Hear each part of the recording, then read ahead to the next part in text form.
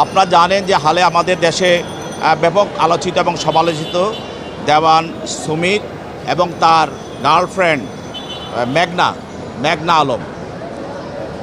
আজকে এই দুইজনকে তদন্তকারী কর্মকর্তা ধানমন্ডি থানা মামলায় টাকা আত্মসাৎ এবং চাঁদা দাবির মামলায় তাদেরকে আজকে বিজ্ঞ সিএমএম আদালতে উপস্থাপন করে।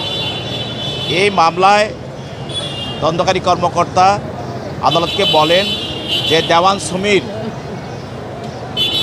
তিনি তার সব সহযোগী লোকদেরকে নিয়ে ধানমন্ডিতে সাত মসজিদ রোডে একটা জাপানি রেস্টুরেন্টে বসে তারা সেখানে চাঁদা দাবির সহ অন্যান্য বিষয় নিয়ে তারা কাজ করতেছিল এবং চাঁদা দাবি করতেছিল বিভিন্ন প্রতিষ্ঠানের কাছে।